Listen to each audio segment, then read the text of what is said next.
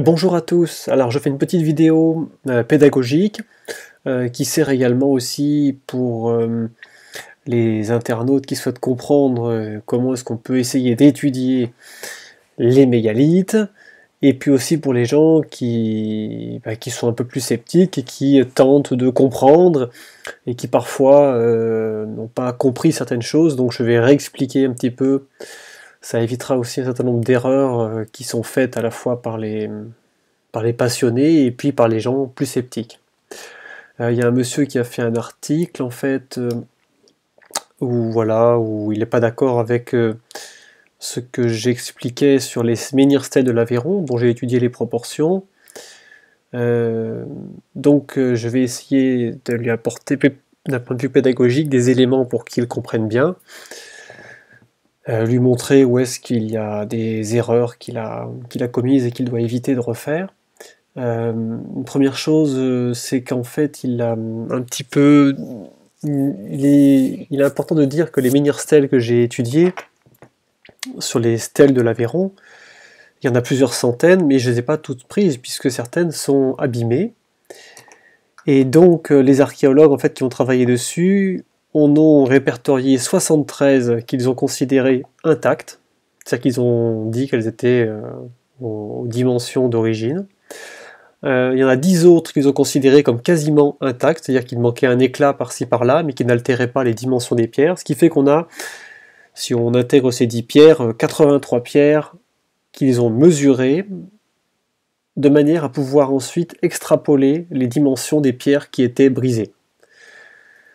Donc ils se sont servis en fait des dimensions des pierres intactes, eux, pour tenter de connaître les dimensions des pierres qui étaient brisées, en faisant donc une extrapolation par rapport aux proportions de ces pierres. Donc je suis simplement, je fais de la même manière que l'ont fait les archéologues, hein, j'ai donc tout simplement repris, comme eux, les dimensions qu'ils ont mesurées au centimètre près, puisqu'ils ont donné les dimensions dans leur ouvrage, donc c'est assez précis, hein, ils ont donné des dimensions au centimètre près, ils ont arrondi au centimètre le plus proche. Même si ces pierres ne sont pas des rectangles parfaits, ce qu'on mesure en fait c'est la hauteur maximale et largeur maximale. Donc ça c'est important de le signaler. Voilà, donc c'est pas toutes les pierres qui sont intégrées, c'est uniquement les pierres qui sont mesurables. Deuxième chose ensuite, donc une fois qu'on a mesuré ces hauteurs et largeurs, c'est intéressant de savoir s'il y a des proportions de pierres qui sont redondantes ou pas. Est-ce que les hauteurs et largeurs sont le fruit du hasard? Pour ça, il suffit de calculer toutes les proportions des pierres intactes et de regarder si on a des proportions, par exemple, toutes simples, des rapports en nombre entier qui apparaissent de manière un petit peu excessive par rapport au hasard. Donc c'est ce que j'ai fait, puisque j'ai comparé des rapports simples, j'ai pris 1 sur 2, 1 sur 3, 1 sur 4, et différents rapports, et il s'avère qu'il y a des rapports qui sont redondants, notamment le rapport 1 sur 2, c'est-à-dire des pierres 2 fois plus hautes que larges, et puis des rapports de 3 sur 5, par exemple, qui sont assez redondants également. Et donc quand on compare avec le hasard, on s'aperçoit bien qu'il y a des anomalies sur certaines proportions. Alors effectivement, toutes les pierres ne donnent pas des proportions nombre entier par rapport à ce que j'ai testé. Parce qu'il y a peut-être des canons esthétiques ou des choix dans les dimensions que je n'ai pas testé parce que je ne les connais pas. J'ai donc testé les principes les plus simples, c'est-à-dire j'ai pris des rapports simples, 1 sur 2, 1 sur 3, 1 sur 4.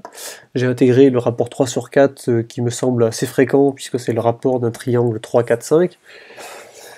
J'ai intégré également le rapport avec le nombre d'or et le nombre pi, qui sont deux valeurs qui sont fréquemment employées dans l'esthétique et dans l'architecture. Mais il y a sûrement d'autres canons qui n'ont pas été testés. Ensuite, donc ce qui est tout de même intéressant ensuite, c'est que avec ces mesures qui ont été faites, effectivement, il apparaît que si on passe au crible statistique toutes ces mesures, c'est l'unité métrique qui a été le plus employée, puisqu'on retrouve sur les 166 mesures un nombre entier de mètres, de manière un petit peu surprenante. Et donc, c'est effectivement surprenant. Moi, je pensais trouver le garde mégalithique. En fait, c'est le maître qui arrive en tête. Donc, c'est effectivement très surprenant. L'auteur, en fait, dans cet article, s'étonne qu'un peuple qui ne connaît pas l'écriture puisse utiliser le maître, avoir une telle connaissance de la mesure terrestre. Alors déjà, sur l'écriture, c'est pas forcément vrai. Il faut savoir que les premières écritures coïncident tout à fait avec l'époque des mégalithes. Et puis même l'histoire de l'écriture remonte probablement bien avant les Sumériens, puisqu'il y a des traces d'écriture plusieurs millénaires avant déjà. Et sur les mégalithes également, on retrouve sur un grand nombre de mégalithes un peu partout en Europe des symboles qui sont dessinés et qui pourraient tout à fait être une écriture à laquelle on n'a pas fait attention. Donc ça, c'est pas forcément judicieux, et c'est pas parce qu'on n'a pas l'écriture qu'on n'a pas les mathématiques et qu'on n'a pas la mesure. Et ensuite, il y a forcément des choses qui nous échappent. On ne peut pas dire qu'on est certain qu'il n'y avait pas d'écriture auparavant. On ne sait pas. Voilà. C'est pas parce qu'on n'a pas retrouvé certains éléments que c'est pour ça qu'on peut affirmer qu'ils n'existent pas. Donc, ce qui est important ici, là, il y a une erreur en fait statistique là sur cet article. C'est qu'effectivement, on a par exemple dans le tableau qu'a fait le monsieur, il a retrouvé 11 stèles qui sont des multiples en nombre entier de 42 cm, et il en a retrouvé 12 qui sont de 1 mètre. Et donc il s'interroge pourquoi est-ce que ça ne serait pas 42 cm qui serait la bonne unité. Alors ça, attention, il y a une erreur statistique ici, c'est qu'en réalité les stèles, la plus petite mesure je crois 67 cm, la plus grande 4,50 m. Donc des multiples de 42 entre 67 et 4,50 m, il y en a 9. Alors que des multiples de 100 entre 67 cm et 4,50 m, il n'y en a que 4. 100, 200, 300 et 400. De fait, on ne peut pas comparer 11 mesures en nombre entier de 42 avec 12 mesures en nombre entier de 100. La valeur la plus improbable, c'est 100.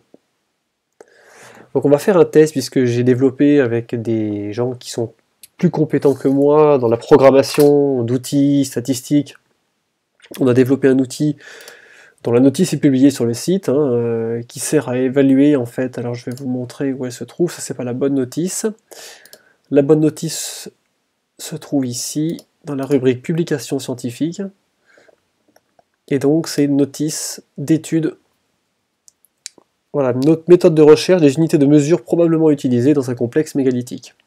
Donc là, il y a un algorithme qu'on a mis en place sur un fichier Excel qui permet de tester toutes les unités de mesure et la probabilité d'apparition de ces unités de mesure. Voilà, je laisse les curieux aller consulter ça. Donc on va le tester en direct, l'outil. On va ici avoir nos 166 mesures, hauteur et largeur. Ici, on va avoir la précision des mesures, donc c'est au centimètre près. On a 42, c'est l'unité proposée par cette réflexion. 225, c'est la moitié de la plus grande stèle. Et donc ensuite, on va tester centimètre par centimètre, puisque c'est l'unité qui a été donnée dans ces mesures. Et on va regarder en nombre entier ce qui apparaît le plus fréquent. Donc on lance le calcul. Donc c'est parti. L'algorithme calcule en fait tous les multiples en nombre entier de 42, 43, 44, 45, 46 et ainsi de suite. Et donc lorsqu'il a terminé le calcul, il nous fait apparaître ici, vous l'avez, l'unité qui apparaît 12 fois, c'est le mètre, et c'est donc la plus improbable. La seconde unité qui apparaît 17 fois, c'est 50 cm. Mais il y a 17 ici unités, il a 12. Mais il est plus improbable d'avoir 12 unités de 100 cm que d'avoir 17 de 50 cm. Ça vient de ce que j'ai expliqué tout à l'heure, c'est-à-dire qu'entre 68 et 450, nous avons que 4 multiples de 100, et nous avons 9 multiples de 50. Et ensuite, les unités en dessous qui apparaissent, vous voyez, c'est 80, 60, 75, qui sont des rapports en nombre entier, puisque là, on a 4 cinquièmes de mètre, ici, on a 3 cinquièmes de mètre, et ici, on a 3 quarts de mètre. Après, on a 101 cm, qui pourrait être une approximation du mètre, 120 cm, donc 6 cinquièmes de mètre, ici, on a 3 demi-mètres pour 1,50 m, et après, on voit apparaître les unités de manière plus aléatoire qui arrivent derrière par la suite, quoi. Et qui sont donc moins pertinentes au niveau statistique. Tout simplement. Et donc voilà un petit peu, donc ça c'est un test pas à pas, où où tout est testé, et donc ce qui ressort, c'est l'unité la plus probable. Ici, c'est le mètre. J'y peux rien, je m'attendais à trouver le garde mégalithique, et il se trouve que c'est le mètre qui apparaît en tête. J'y peux rien, c'est comme ça. Donc voici ce qu'on peut dire. Après, quel outil utiliser? Alors bien sûr, là ici sur l'outil que vous venez de voir, on utilise la loi binomiale pour calculer la probabilité. Cette loi est en fait la plus adaptée, même si certaines personnes ont l'air d'en douter.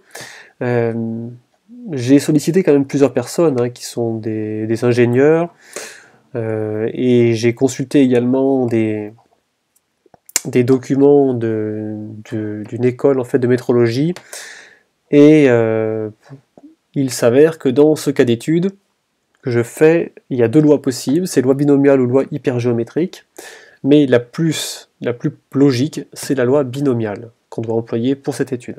Donc c'est bien ça qu'il faut utiliser, et même si cette loi-là, à la limite, ne peut ne pas convaincre les gens, ça n'a pas d'importance, puisque ce qui est important, c'est de s'apercevoir que le plus probable, c'est le mètre, et c'est ce que démontre l'algorithme, même si on ne tient pas compte, en fait, de la probabilité. Si on se contente de regarder ce tableau, tout le monde comprend parfaitement qu'il est beaucoup plus difficile d'avoir, qu'il est très difficile d'avoir 12 multiples en nombre entier de 1 mètre, sur 166 mesures de monuments aussi anciens.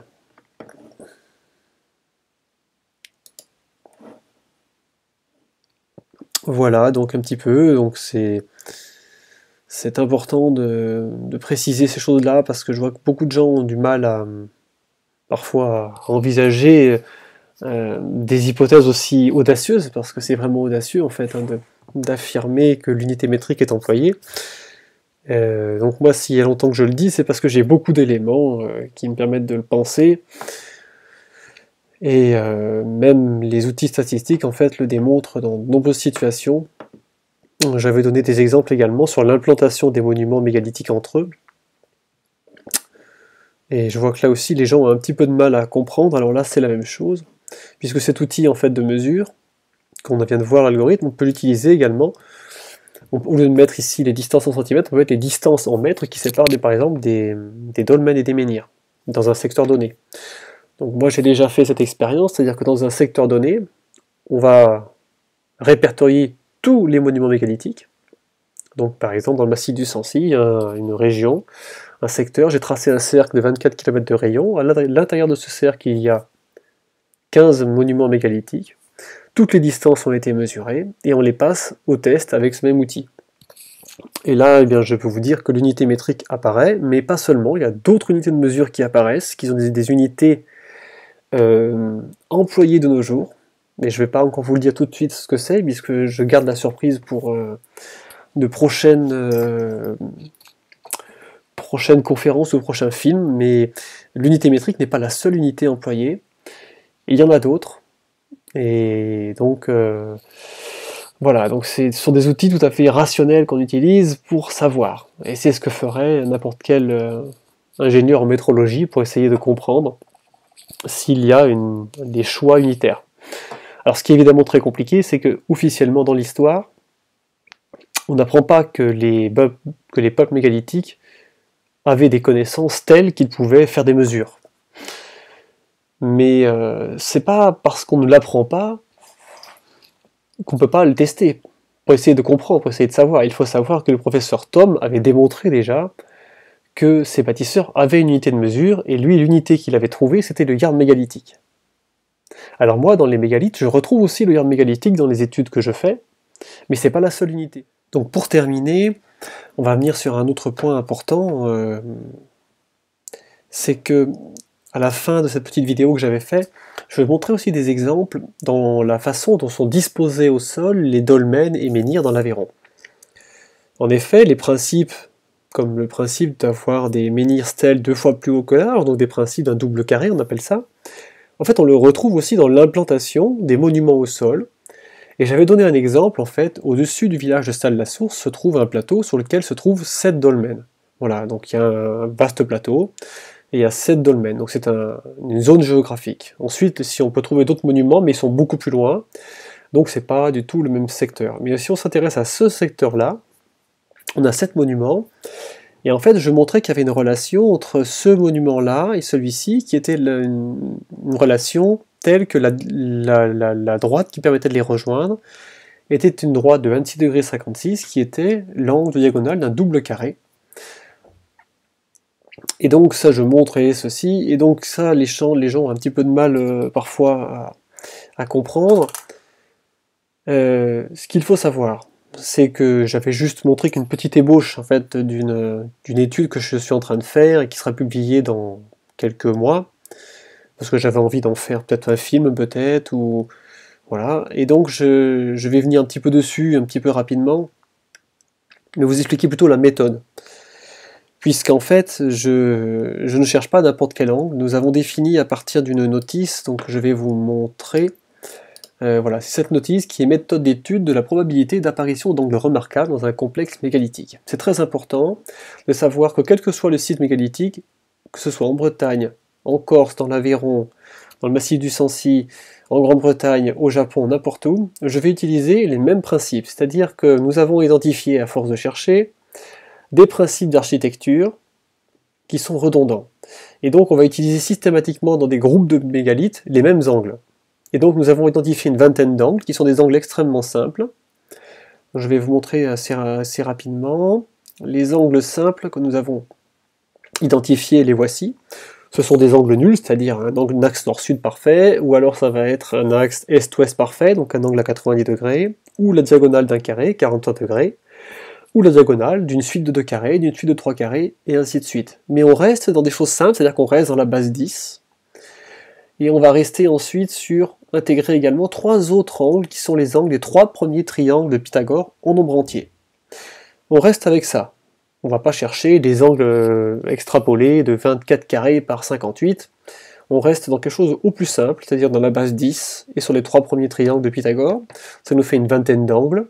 Éventuellement, dans certains cas d'études, on peut réintégrer un ou deux autres de plus parce que on se trouve à une latitude où on pourrait avoir un phénomène astronomique qui pourrait venir appuyer un angle, par exemple un lever de soleil au solstice en tel angle.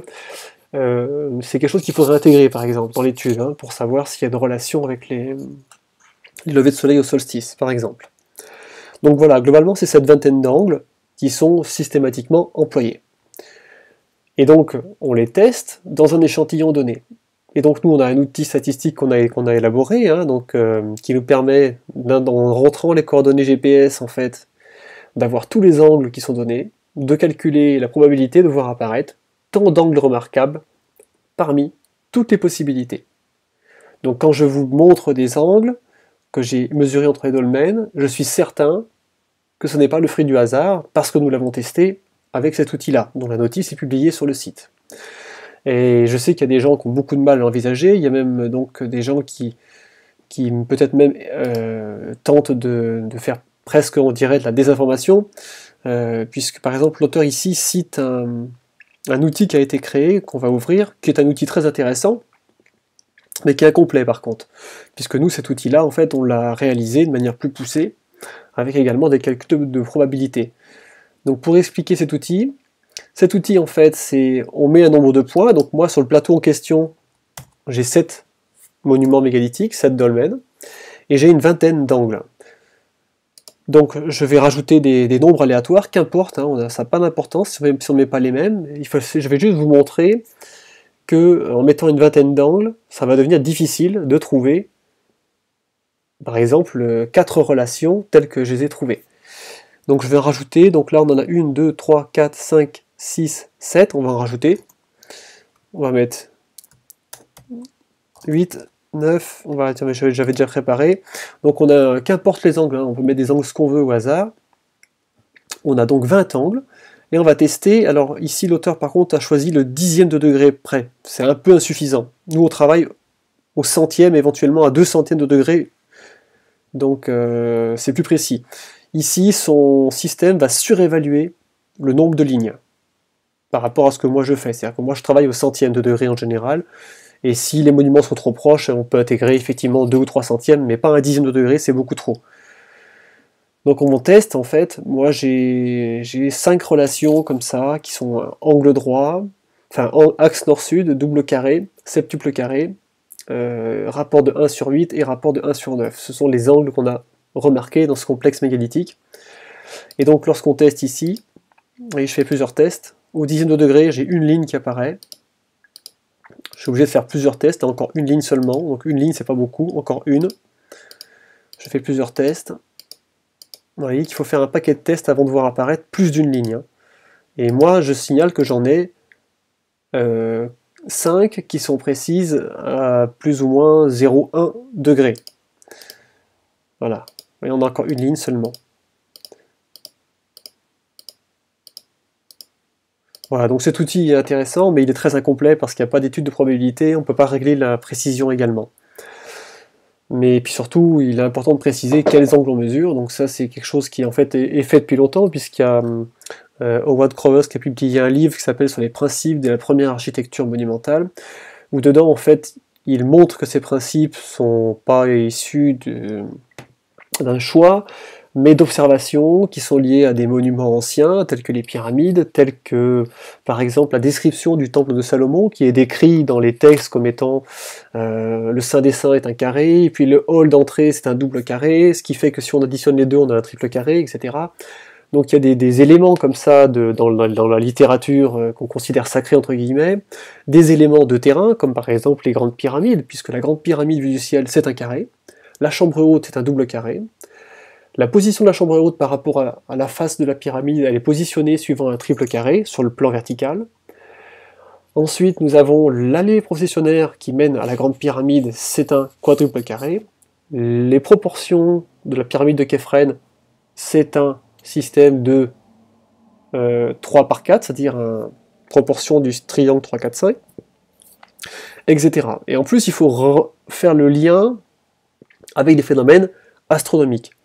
Par exemple, à la latitude de Karnak, il est tout à fait remarquable que là où se trouve la plus grande concentration de mégalithes au monde, le lever de lune mineur se fait à l'époque de la construction dans l'axe d'un double carré, le lever de lune majeur se fait dans l'axe de diagonale d'un carré, et le lever de soleil au solstice se fait dans un angle de 36,87 qui est celui d'un triangle 3, 4, 5. Et donc ces principes sont également reliés en fait à des phénomènes astronomiques simples tels que la Lune et le Soleil. Même chose, on ne va pas chercher l'étoile au fin fond de la galaxie. Les astres principaux pour la Terre, c'est la Lune et le Soleil. Donc ce sont des principes qui reposent sur des observations très simples.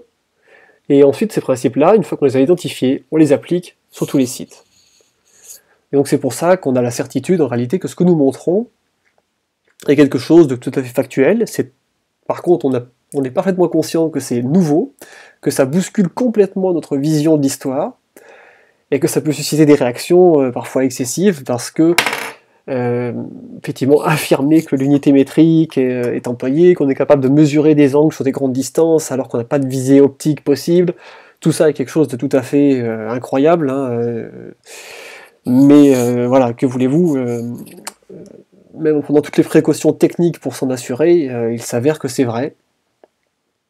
Et donc, voilà, je tenais à faire cette petite vidéo pédagogique. Il faut essayer d'apporter un petit peu plus de crédibilité à la fois aux gens qui sont passionnés par ça, et puis également à ceux qui sont sceptiques et qui n'ont pas encore tout compris dans la méthodologie. Et même si là, ici, il y avait un effort pour essayer de voir si on pouvait trouver des angles au hasard, c'était tout de même très incomplet ici ce qui a été fait comme travail, puisqu'il faudrait rajouter également à partir de combien d'angles en fait est-ce que ça devient pertinent ou pas. Effectivement, si sur mon plateau j'avais 300 angles, effectivement là c'est facile. Mais c'est pas le cas, on est sur une étude où on a à peu près on a 7 monuments. Donc ici avec 300, il trouve 246 points alignés. Voilà, avec les angles. Mais non, en général, les cas d'étude, c'est plus simple. Dans le massif du Sancy, par exemple, j'ai que 15 monuments, et j'ai 8 angles remarquables issus des principes, par exemple. Donc ça va être difficile d'en avoir 8, avec une précision qui est supérieure au dixième, parce que là, ici, on est au dixième de degré, et moi, c'est une précision au centième de degré. Voilà, donc c'était un peu de pédagogie pour les passionnés et les plus sceptiques.